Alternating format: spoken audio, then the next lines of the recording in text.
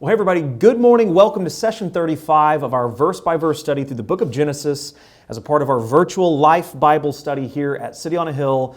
Good morning and welcome, or good afternoon or good evening, and whatever time it is, wherever you are. Glad that you are tuning in here with us. We are picking up today in Genesis chapter 43, starting in verse 16, and we're going to be moving all the way through Genesis 45:15. So we're covering a lot of ground this week. Hopefully, that won't be too much of a burden to you, but a lot of it is narrative. It's not stuff that is real technical and needs a lot of breaking down. It's more of just sort of developing a story, and so a little bit easier to cover that kind of ground and still not be overwhelmed too much with a lot of information. You know, I was thinking this week as I was getting ready for this lesson, how much our culture, the current world that we live in, values big reveals, right? Things, secrets, things that have been kind of kept under the wraps, kind of having their big moment where the curtain is unveiled, the lights come on, and the secret is out of the bag, so to speak, or the cat is out of the bag, I guess is the appropriate saying. And it kind of permeates through different parts of our culture, right? I thought about the show Fixer Upper with Chip and Joanna Gaines, where, of course, you know, if you've seen it, they pick a house, or the people that they're working with pick a house, and they do a bunch of different remodeling and facelifting and all kinds of things to the house. And typically at the very end of the episode, the couple is brought to the home. They have this giant screen in front of the house that has a picture of what the house looked like when they bought it. And then they roll the thing away, and the new house is there, and it's this big reveal, right? Another show, The Biggest Loser. This is what happens at the end of each of their challenges. They have the big reveal of how much weight they've lost. And it's kind of this really exciting moment to see who has the most results from that one week. And of course, at the very end of the show, the finale, you see the top 2 or 3 people and the winner. And of course, they've continued to lose weight since the show stopped filming and since they won. And there's this big reveal at the end there as well, where all of a sudden, for the first time, you see them and they've lost like 150 pounds. We do this with expectant mothers as well, right? Families who find out the sex of the child that the mother is carrying. They will have a gender reveal party, usually with like a cake that you cut into, or there's like a color of the cake inside, or like balloons that come out of a box is what my wife and I did. We brought our, with Victoria, we brought the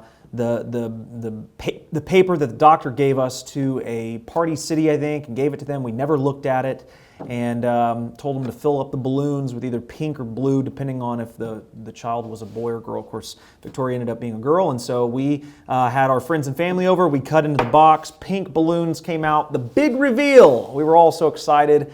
And, you know, it's just something that our culture loves. We kind of thrive around these big moments. And this week, Genesis chapter 45, we get a big reveal. If you've been reading up to this point, Joseph, remember, was sold into slavery to the Midianites or the Ishmaelites, and ends up in Egypt.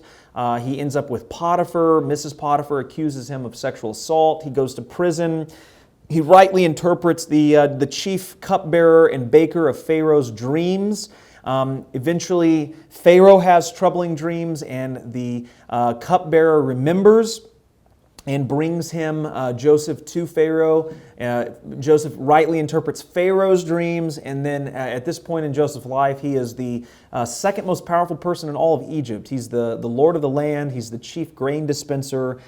He is someone with incredible authority. He's given an Egyptian wife. He has children with her. There's all kinds of things going on in Joseph's life. And his brothers show up, the ones that sold him into slavery. They have no idea that this is who he is. He begins to sort of play some games with them, which we see some more of that today in chapters 43 and 44.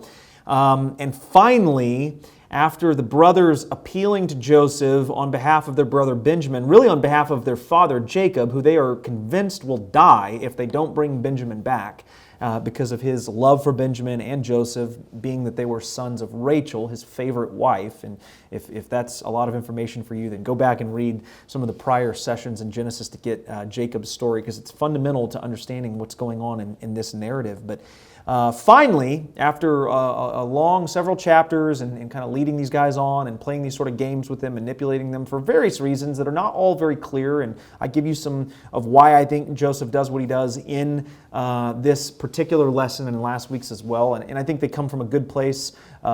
Joseph has unimpeachable character. He is an incredibly sound and upright individual, so I don't think he's doing this to cause harm. I think there's maybe some trust issues and some concern for Benjamin's safety, being that he is also a favored child, being the son of Rachel. All that to say, the reveal happens. It's big. It's awesome. Joseph cries. The brothers are in disbelief. There's this great, just wonderful reunion that takes place that then pushes us into next week's session. And so read through the study. There's a lot of really interesting little fascinating things that take place. Some irony with the brothers. They're afraid in chapter 43, Joseph invites them to dinner, and they're afraid that it's all a setup. There is an emotional response on Joseph's part in seeing Benjamin for the first time. That takes place in I guess, chapter 44. There's just a lot of things. That is chapter 43, I'm sorry. Chapter 44 sets the stage for this sort of weird, another one of these weird staged confrontations that Joseph puts against his brothers, and they plant a divination cup in Benjamin's bag, and send them on their way with their grain, and then he immediately sends men after them and accuses them of stealing the cup. And they take Benjamin back into custody because he's the one that has the cup. And again, I give you some reasons. My best take on that is that maybe he doesn't trust his brothers still, and he's looking to protect Benjamin by keeping him in Egypt, where he can protect him, where he can offer him protection. It might be that, again, he is just stirring up emotions in his brother, building up to this big reveal. There's a little bit of lack of clarity in why Joseph is doing what he's doing, but I think that's probably my best guess. There is something troubling about the statement in verse 5 of chapter 44.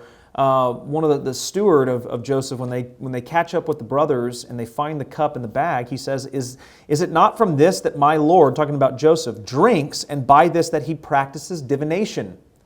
And so the immediate question is, did Joseph really practice divination? Joseph was an upright guy, and divination is an abomination in the sight of the Lord. Leviticus 19:26, Numbers 23:23, Deuteronomy 18:10. Divination is not an okay practice. And so what's going on here? And again, I think what's happening is that Joseph is playing the part of an Egyptian.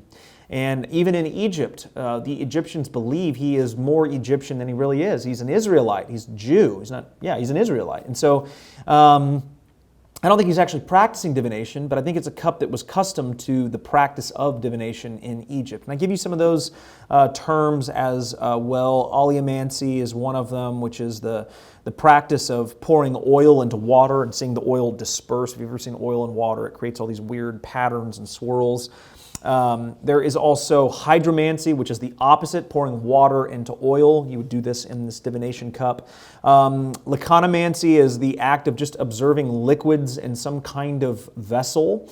And diviners would use these tactics to try and interpret whether or not they would have success or failure, or whether they should go to war or remain at peace. There was all kinds of things that they left divination up to. It was a very common practice in many parts of the world, still is today, one that was outlawed by God to his people. And so certainly we don't think that Joseph was actually practicing that, but that he certainly put on the persona that he was. And then, this ending in 45, the reunion is just really a cool moment where we see some things come full circle.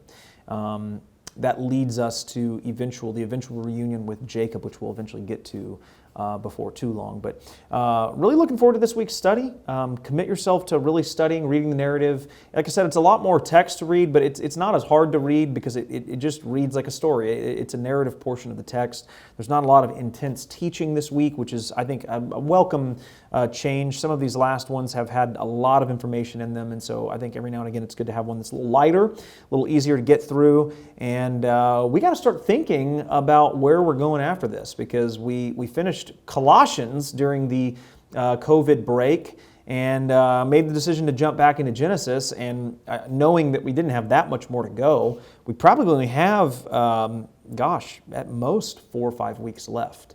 So going to be deciding here probably this week or next week where we go next. I'm thinking we probably go back to the New Testament, but I haven't fully decided that, fully committed to that yet. We may take some time in another Old Testament book, maybe a minor prophet or something, before we jump back, since we just did Colossians.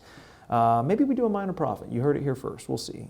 There's some good stuff in the minor prophets, and they're unfortunately things that you are probably not super accustomed to studying, and so we'll have some fun with that. We'll do one of those before we jump back in to the New Testament. Hope you're doing well this week. Glad you've tuned in. Glad you're on board. If you haven't been back to a service yet in person, looking forward to the day when you do. Parents, if you have kids that are in elementary or younger, be sure to watch this Sunday at 8:30. Good Morning City on a Hill. It's our new morning pre-service show. I'm bringing on Emma Cunnington, our children's pastor, to talk about some of the upcoming things that are happening for our kiddos, trying to get them back into a normal swing as well. And so a lot of good stuff happening in the children's ministry. If you didn't watch last week's Good Morning City on a Hill, I interviewed our new youth pastor, Aaron Nelson, and our former youth pastor, Chris Cunnington, who is now going to transition into the role of community pastor, where he's going to be doing some outreach, he's going to be doing some stuff with life groups, definitely more in his gifting, and so we get kind of the best of both worlds there. We don't lose Chris, he'll still be around, but we get a new guy to begin loving on our junior high and high school kiddos, and Aaron is just a great fit. You'll really, really grow to love him. He's a wonderful person, so be sure to check that out. That's on Facebook.